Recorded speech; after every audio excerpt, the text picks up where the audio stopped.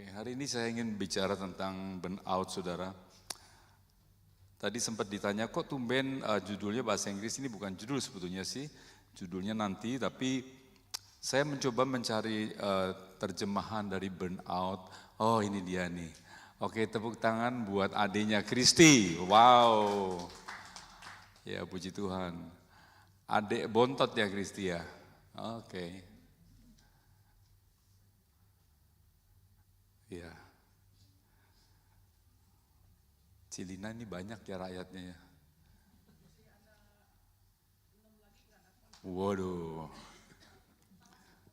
Iya, iya. Oke, tentang burnout saya coba cari, ternyata kata ChatGPT bilang burnout itu sudah umum di Indonesia, jadi nggak perlu dicari terjemahannya. Ya sudah, saya tulis burnout saja. Ya, burnout ya. Sebetulnya saya mau ada latar belakangnya, saudara, bahwa minggu kemarin saya yang mengalami burnout, saudara. Ya, ada begitu banyak masalah. Ada aja masalah, sampai akhirnya saya bisa dikatakan burnout. Waktunya mempersiapkan khotbah pun dalam kondisi yang burnout, saudara. Gak tahu, paling susah pengkhotbah, tanya saudara setiap pengkhotbah, kalau Tuhan belum memberikan sesuatu, itu sulit sekali, saudara. Kalau sudah ada misalnya, Tuhan mau ngomong tentang iman yang teguh misalnya, itu gampang. Wah, dicari gampang, saudara ya. Tapi kalau belum dapat itu susah, saudara. Nah, ketika burnout sulit sekali. Saya sampai menulis banyak tema, rasanya nggak pernah cocok, saudara. Rasanya bukan ini ya Tuhan ya. Sampai akhirnya tadi malam pun saya belum bisa bikin, saudara. Tidur jam 12 di tempat tidur, bercanda malah sama Yoki. Gara-gara cerita, Yoki ngomong apa ya, tentang kata kebon, di kebon gitu. Terus saya bilang, kebon salah tuh, kebong, saya bilang gitu. Orang Manado itu kalau ngomong N selalu pakai G ya Linda ya. Ya, kebon, kebong, teman, temang,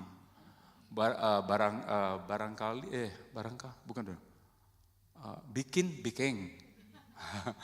Terus Yogi ketawa, dia ketawa sendiri geli karena kata-kata itu ya. Mungkin ingat masa kecil. Jadi sampai jam 12 saya bikin rileks lah. Saya belum tahu besok ini mau khotbah apa Tuhan. Tapi Tuhan berbicara, apa yang kamu rasain? Iya, burnout Tuhan. Akhirnya Tuhan bilang, ya khotbahkan itu. Ya.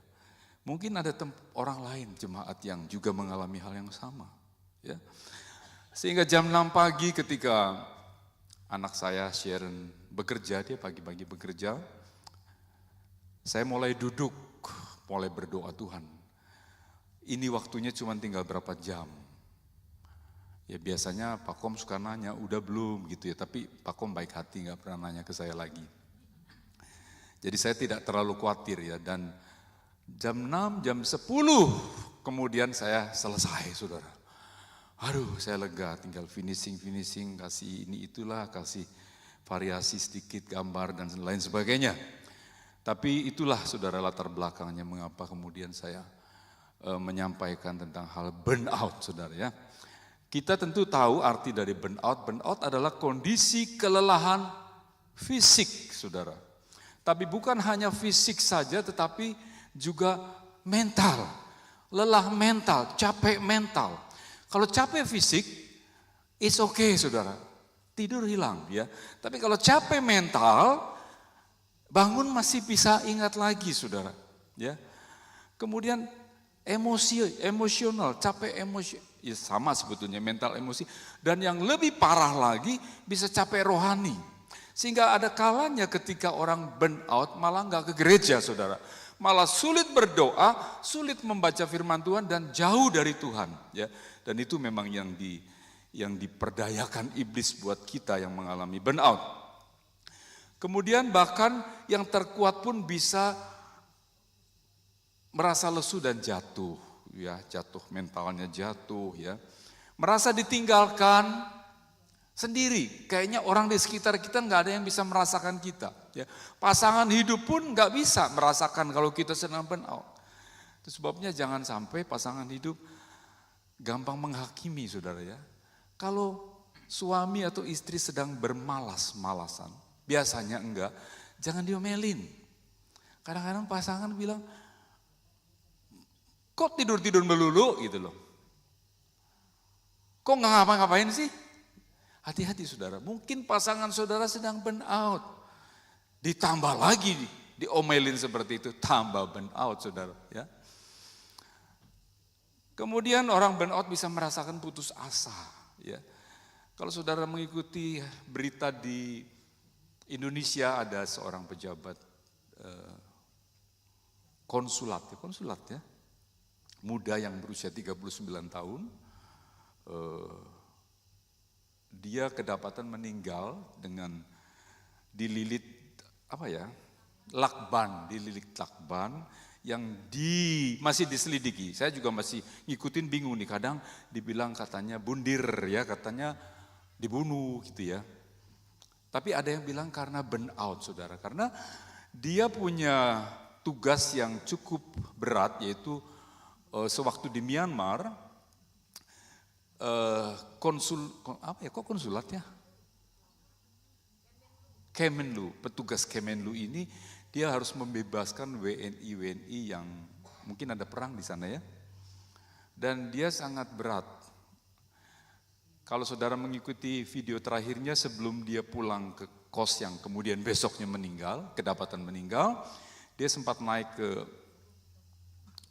rooftop ya, ke gedung di mana dia bekerja, dan dia sempat lihat-lihat ke bawah ya. Ada apa? Kita nggak tahu saudara ya. Tapi kita bisa curiga ya, kenapa dia malam-malam gelap naik ke atas sana. Dan diduga karena burnout saudara. Sesuatu yang membuat lebih dari stres ya. Burnout itu lebih dari stres. Penyebabnya banyak saudara. Penyebab burnout tentu pekerjaan yang terlalu banyak ya, makanya jangan terlalu padat, jangan terlalu banyak kerja saudara. Mudah-mudahan gak ada yang 3 job, 2 job aja sudah berat saudara ya. Kemudian masalah yang bertubi-tubi gak pernah selesai. Saya dulu menggambarkan masalah itu seperti halaman buku saudara. Satu lewat ada satu lagi gitu ya. Satu lewat, ada satu lagi. Ya, sampai kalau saya ngomong sama adik saya, iya, bersyukur loh, daripada kemudian dibalik tahu-tahu halamannya tamat katanya. Kalau tamat berarti sudah selesai. Ya. Dulu saya, yang satu. Tapi kalau burnout ini, yang satu belum dibalik, sudah ada lagi saudara. 2-3 halaman menjadi satu. Dan saya percaya saudara pasti pernah mengalami perkara ini ya. Setiap kita pasti pernah mengalami perkara ini, saudara. Nah, sore hari ini saya ingin menyampaikan apa yang harus kita buat ketika kita mengalami burnout. Ya, tadi contoh pejabat Kemenlu, dia mengakhiri hidupnya, saudara. Saking udah nggak tahu, udah rasanya. Kalau saya melakukan ini selesai, dia pikir ya. Tapi tentu kita tahu bahwa itu bukan akhir daripada hidup kita. Ya, mudah-mudahan di sini belum ada yang pernah berpikir seperti itu, ya. Karena bundir itu semakin banyak, saudara ya, yang terjadi di mana-mana. Lalu apa yang harus dilakukan saat kita burnout, saudara? Tentu sebagai anak Tuhan kita punya cara yang alkitabiah ya. Kita tidak mengikuti cara dunia kita, saudara. Dan subjudulnya, subtitle kita adalah rahasia mendapat kekuatan baru di tengah kelelahan mental tentunya ya. Di saat kita lelah mental, capek mental, burnout ya. Gak tahu apa yang harus kita lakukan. Ada nasihat, ada rahasia firman Tuhan yang memberikan kekuatan baru saudara. Sebab ketika kita burn out, terkadang kita powerless, gak punya tenaga, saudara. Di hari itu saya bicaranya terlalu jauh ketika saya benar-benar di titik itu dalam perjalanan di Campbelltown saja, saudara, dengan Yoki. Dan saya sudah mulai ngelantur, saudara. Ya, sampai ke titik di mana saya meninggal. Sampai kayak gitu, sampai Yoki kesel. Ya, Yoginya kesel. Jangan mengasihani diri, katanya. Kadang-kadang gitu, saudara ya. Pengen dikasihani malah jangan mengasihani diri. Ya itulah. Iya, sampai saya pikirin. Kebenaran pas lewat di apa namanya? Kok tahu sih? Kok tahu? Sebelah kiri kuburan, tapi yang saya mau ngomong sebelah kanan. Sebelah kanan funeral, itu kan deket Ibu Flora punya itu kan ada ya. Kiri kuburan, kanan funeral apa namanya? Director ya. Kebenaran lewat situ jadi nyambung, saudara. Kenapa? Sekalian ya. Sekalian nakut-nakutin gitu loh. Nakutin Yoki maksud saya. Itulah orang yang burn out, saudara. Rasanya aduh. Saya sering berpikir bahwa orang yang pengen umur panjang banget itu orang yang gak pernah susah kali. Tapi kalau orang yang susah ya, orang yang mengalami banyak masalah ya, rasanya pengen loh istirahat gitu ya. Pengen istirahat gitu loh. Tapi orang yang gak pernah susah mungkin pengen panjang umur, saudara. Oke, ayat emasnya adalah, saya bilang ayat emas karena ada beberapa ayat yang kita akan baca. Yesaya 40 ayat 31 ya. Kita akan baca.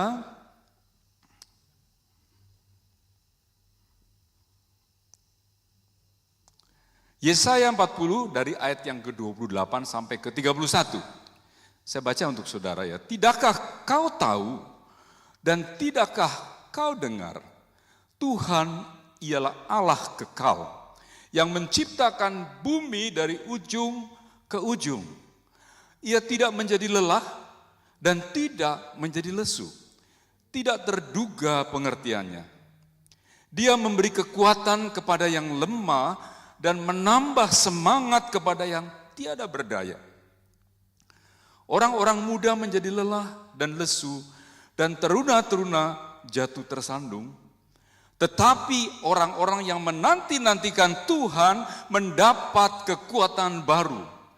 Mereka seumpama raja wali yang naik terbang dengan kekuatan sayapnya. Mereka berlari dan tidak menjadi lesu. Mereka berjalan dan tidak menjadi lelah. Waktu saya mendapatkan ayat ini, kemudian saya mulai mencari lagu, saudara.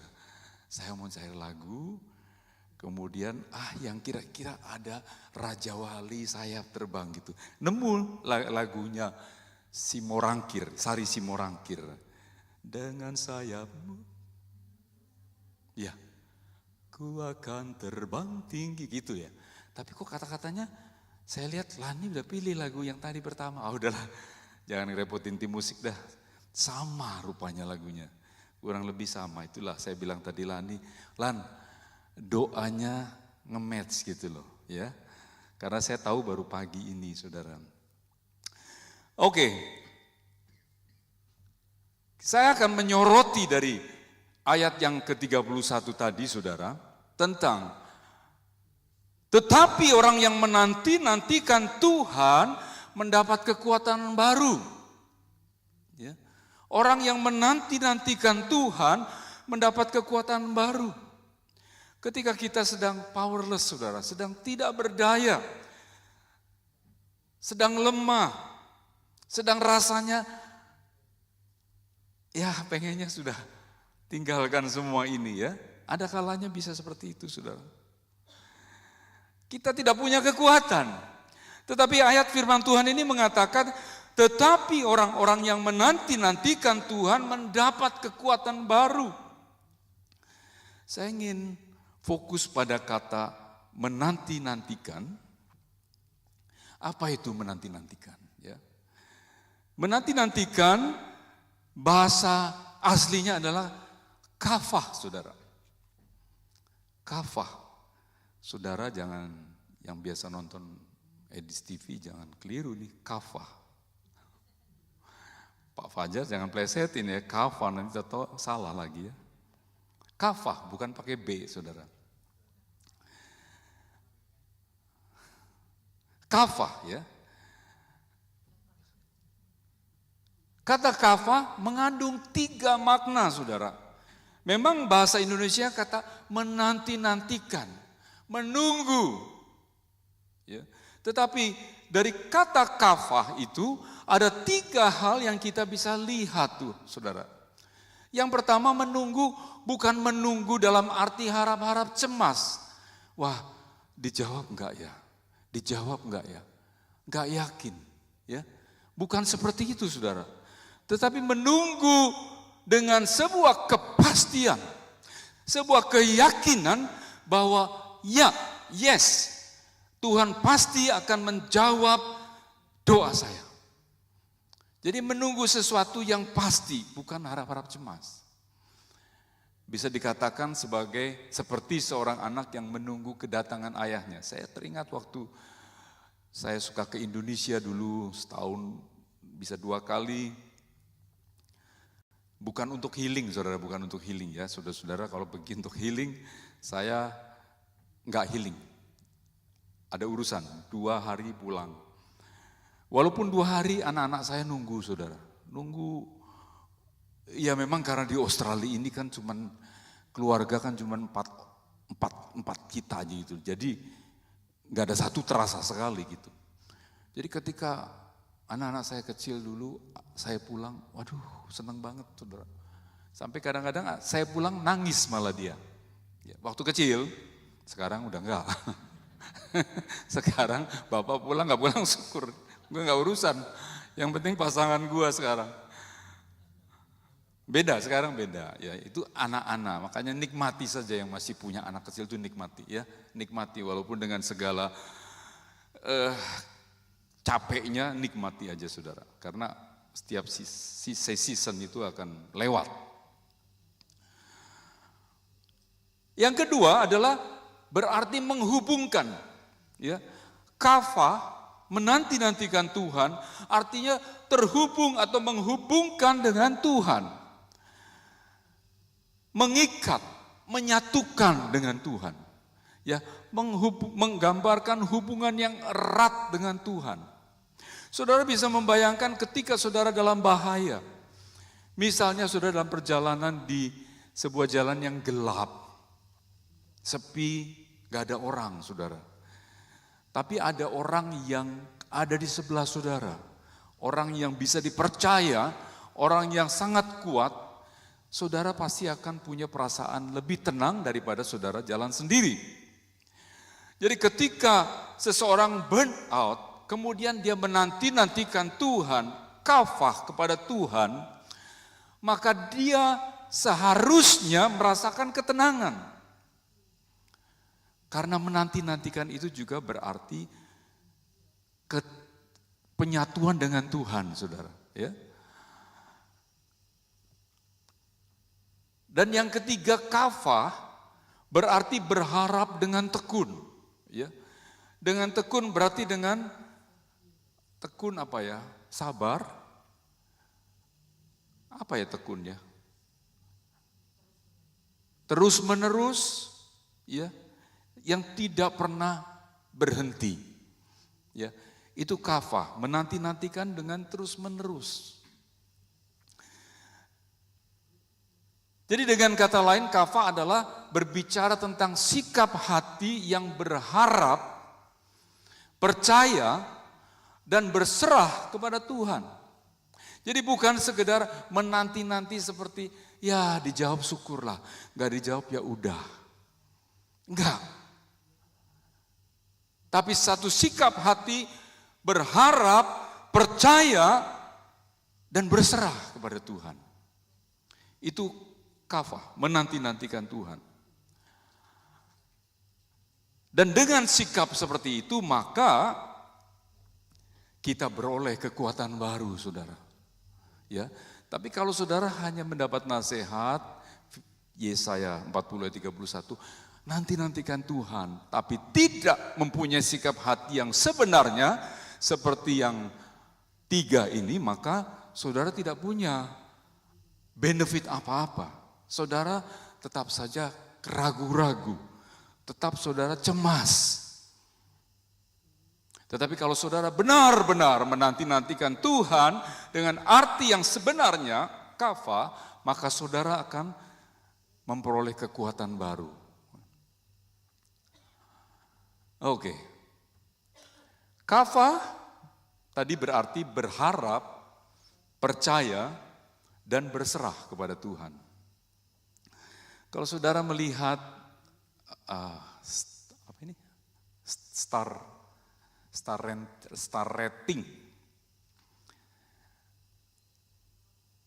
sekarang apa-apa lihatnya star rating, benar gak saudara? Saya awalnya keponakan saya ketika datang dari Jakarta, dia mau ajak makan ceritanya, ya. Terus dia kan nggak tahu restoran mana gitu loh. Saya pun kurang tahu saudara. Tahunya saya cuman yang pasti satu ko. Terus restoran Golden Lotus.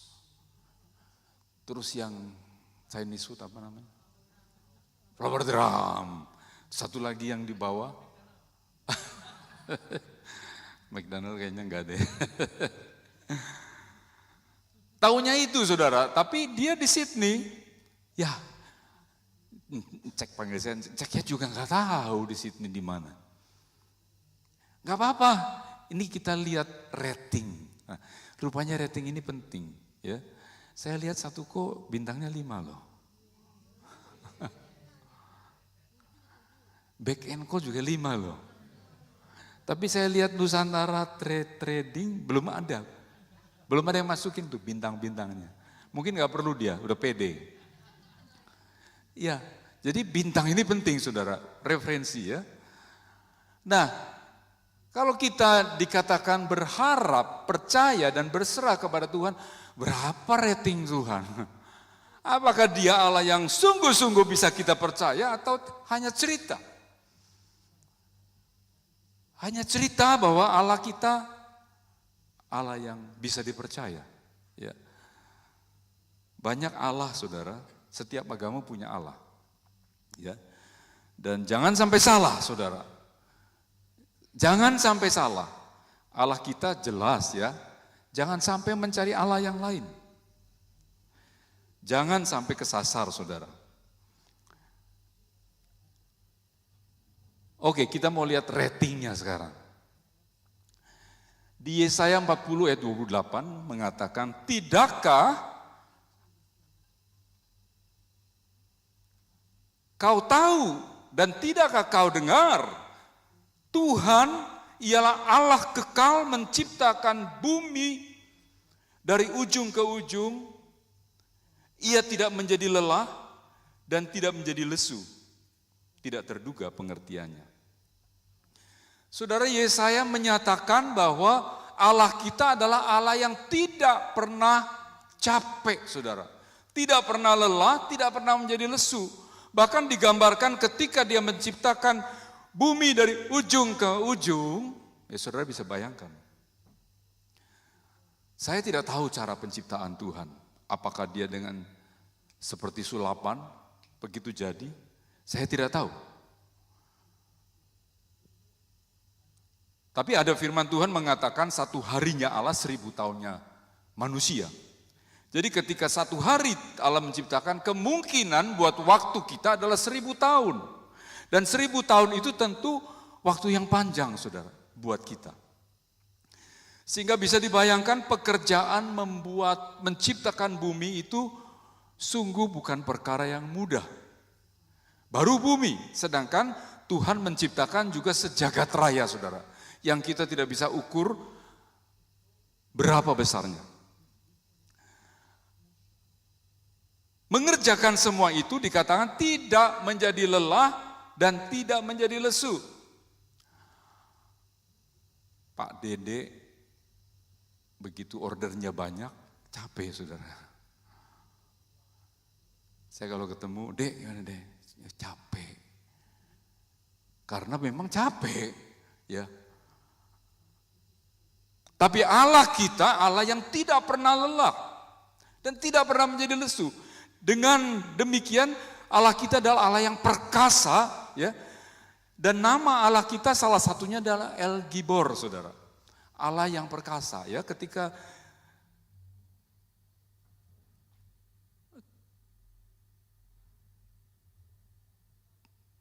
Ketika Yesus dinubuatkan akan lahir seorang putra, ya, salah satu namanya adalah perkasa, Allah yang perkasa, El Gibor. Jadi jelas ratingnya Allah kita adalah Allah yang sangat sanggup untuk memberi kekuatan kepada saudara dan saya yang lemah, saudara. Dia dikatakan sumber dari segala sumber energi, ya. Energi dari manapun, Allah yang paling luar biasa energinya, ya. Dan Allah tidak pernah terlalu sibuk atau terlalu lelah untuk menjawab setiap doa kita. Kadang-kala kita merasa ketika Allah belum jawab, mungkin Allah terlalu sibuk dengan urusannya. Mungkin Allah terlalu capek. Tidak, saudara. Kebenarannya Allah tidak pernah lelah dan tidak pernah menjadi lesu. Dia available setiap waktu, saudara. Ya, jadi ratingnya yang pertama adalah dia Allah yang perkasa, El Gibor, saudara. Ya. Saya nggak tahu kalau El Roro artinya apa ya, Ro, ya. Kalau El Gibor Allah yang perkasa. El Roro Allah yang menciptakan anaknya Loro. Itu kata Fajar, ya. Ya. Oke. Kemudian yang kedua, saudara, Yesaya 40:29. Dia memberi kekuatan kepada yang lelah dan menambah semangat kepada yang tidak berdaya.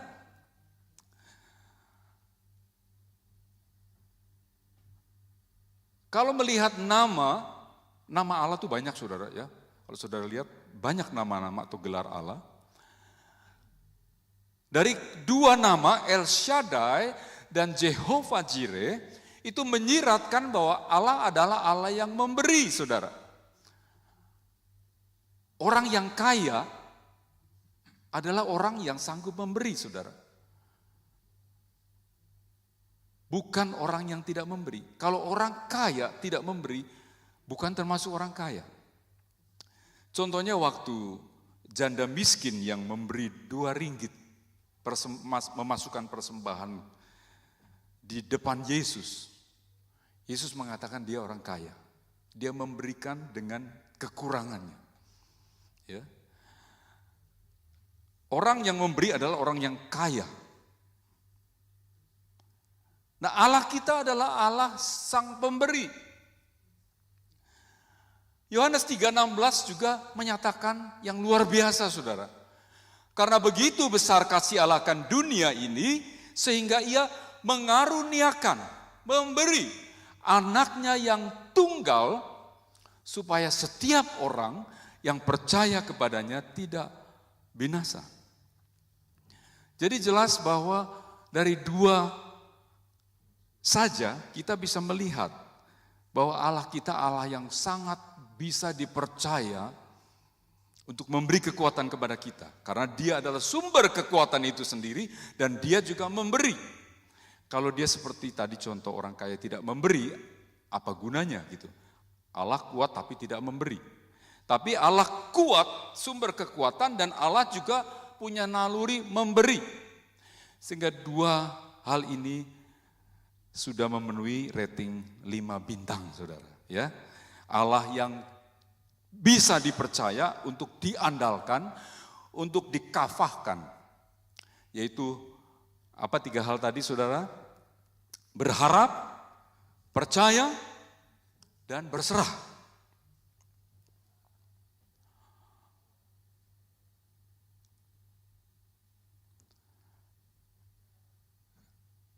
Kekuatan manusia terbatas, saudara. Ya, tidak ada manusia yang Superman lah, gak ada. Itu hanya film, saudara. Gak ada. Superwoman, gak ada. Itu cuman film.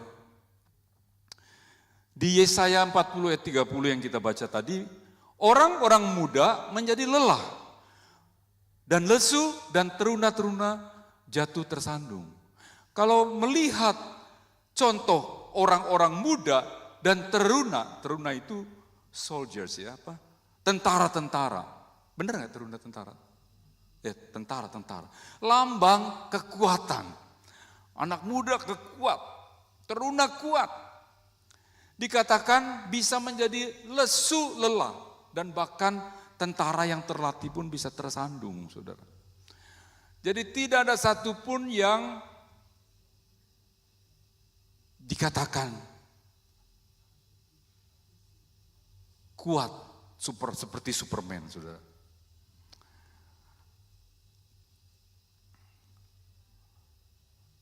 Akui keterbatasan kita. Terkadang kita terlalu arogan, saudara, ketika kita menghadapi satu masalah. Mungkin karena sewaktu kecil kita dididik, kamu harus bisa mengatasi ini, kamu harus mandiri. Mungkin karena hal itu, sehingga kita terbiasa ketika menghadapi masalah, kita ingin menyelesaikan sendiri, saudara. Tapi kenyataannya, kekuatan manusia terbatas. Saya sering menasehati kalau ada orang yang sedang bermasalah mungkin ya, saya bilang menangislah. Banyak orang yang tidak mau menangis, saudara, khususnya laki-laki. Laki-laki gengsi untuk menangis. Sehingga kemungkinan mengapa wanita lebih berusia panjang daripada pria, saudara. Kalau saudara lihat di jalan-jalan, oma-oma lebih banyak daripada opa-opa, saudara. Salah satu yang servis AC kita, ya, itu kerja di rumah apa? Bukan rumah jompo, apa di sini? Retirement village. Dia juga ngomong, Pak, perempuan umurnya lebih panjang loh. Karena di retirement village itu kebanyakan oma-oma. Opa-opanya udah keburu meninggal. Lalu saya pikir, mungkin benar juga ya bahwa air mata itu sangat berguna. Laki-laki dari kecil dikatakan jangan nangis. Cowok lu gak boleh nangis. Bener gak nih? Saya gak tahu oma-oma begitu gak menasihati. Tapi bertobat ya, bertobat. Ya, karena menangis adalah hak semua orang. Menangis bukan haknya perempuan, saudara. Menangis haknya laki-laki juga. Sebab Tuhan menciptakan air mata buat apa, saudara? Laki-laki punya air mata loh. Jangan dikira cuma perempuan yang punya air mata. Lalu buat apa?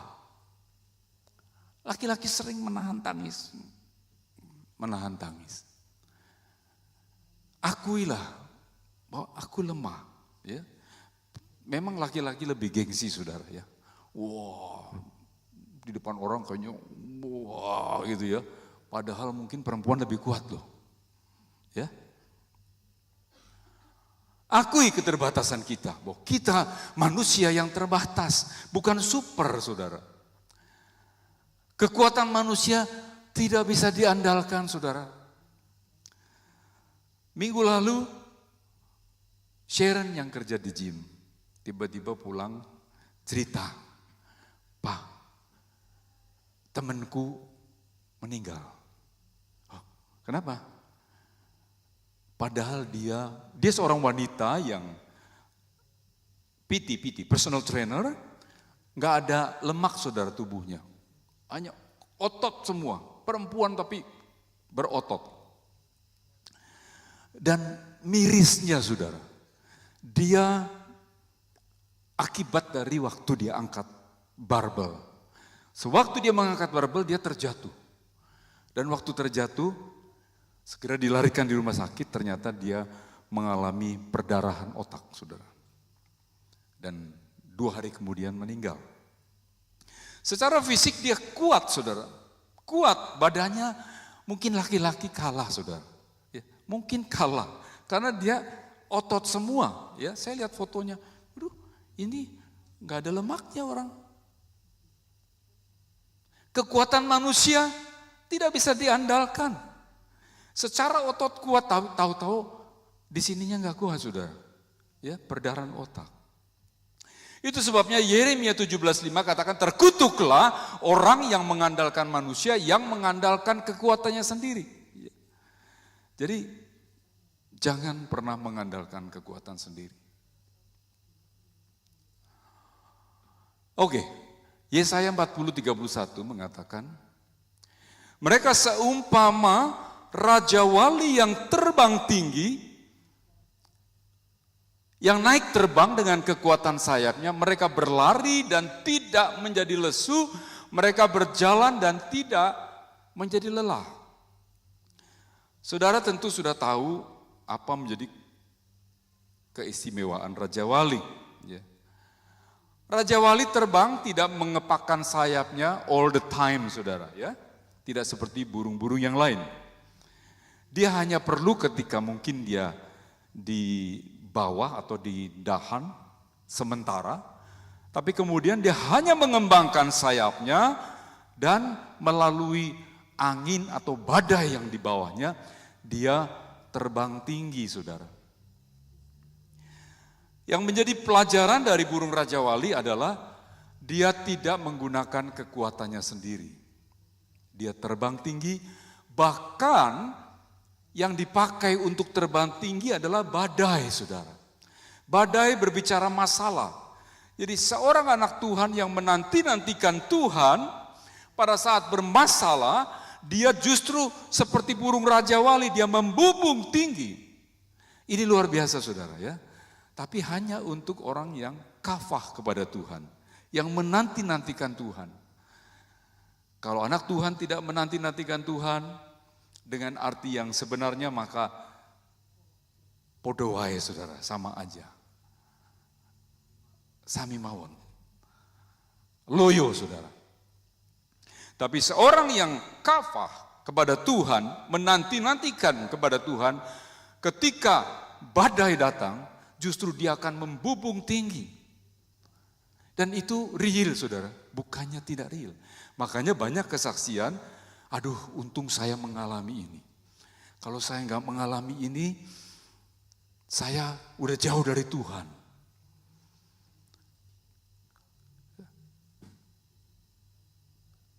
Iblis mereka-reka yang jahat. Ya. Seperti saya ingat cerita Yusuf, saudara. Yusuf, saudara-saudaranya jahat sama dia. Ya, dia dijebloskan di sumur. Kemudian sampai penderitaan demi penderitaan dia alami.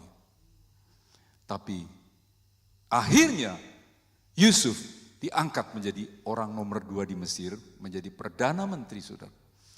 Dan ketika bertemu dengan saudara-saudaranya yang minta gandum, saudara, dia mengatakan, memang engkau mereka-rekakan yang jahat, tetapi Allah mereka-rekakan yang baik. Hal ini juga belajar, saudara, bahwa ketika masalah datang, memang iblis di balik itu sedang mereka-rekakan yang jahat kepada kita. Tetapi percayalah bahwa apapun yang dibuat oleh iblis, Tuhan sanggup menggunakan justru untuk kebaikan kita, saudara. Ya, kita mengenal ayat Roma 8:28, ya. Allah turut bekerja dalam segala hal untuk mendatangkan kebaikan. Kemudian Raja Wali terbang tinggi, saudara. Memang ada satu nama burung lagi, ya, yang paling tinggi, saya lupa namanya.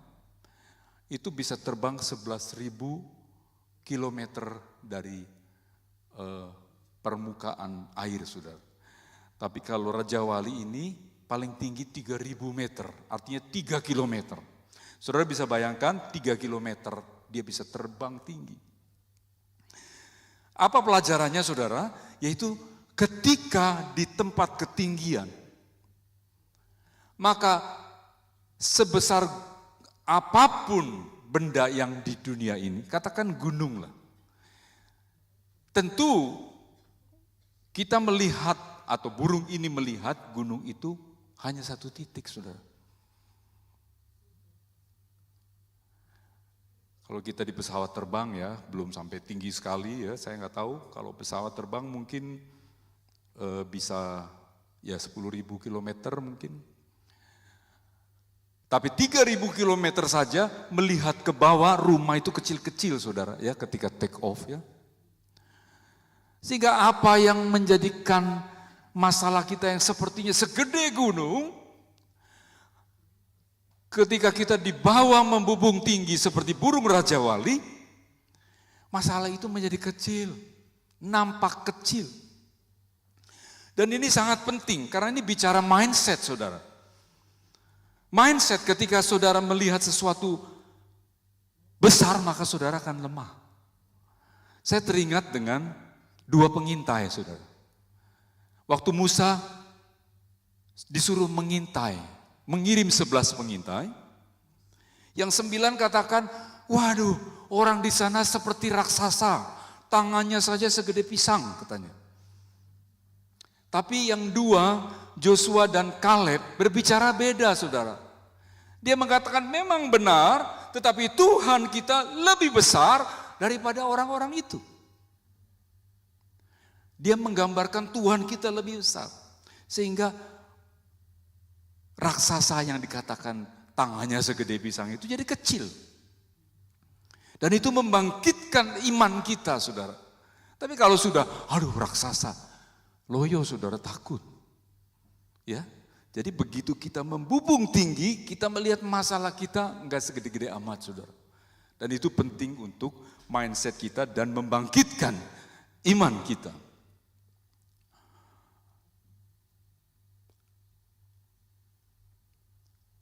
Saat datang burnout saudara, ini yang terakhir sudah, mudah-mudahan gak lama. Saat datang burnout, apa yang kita lakukan sebagai kesimpulan, tolong tim musik boleh maju. Akui kelemahan kita, ya, akui kelemahan kita. Dan datang kepada Tuhan yang sumber kekuatan kita saudara. Jangan orang bilang gagahan ya, ngerti ya gagahan. Sok, jangan sok.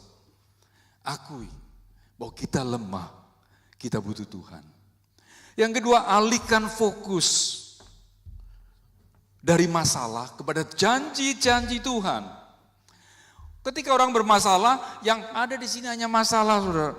Waduh, rasanya otak kita hanya penuh dengan masalah-masalah kita. Bahasa Indonesia sekarang alih-alih ya. Alih-alih fokus kepada masalah, lebih baik kita fokus kepada janji Tuhan. Pegang janji Tuhan. Daud ketika istri-istrinya dibawa kabur, anaknya dibawa kabur oleh musuhnya. Tentu Daud mengalami burnout saudara. Dia menjadi lemah. Tetapi apa yang dilakukan Daud? Dikatakan bahwa lalu Daud menguatkan imannya.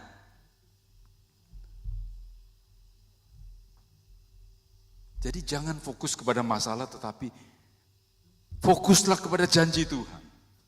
Dan yang terakhir, biarkan Tuhan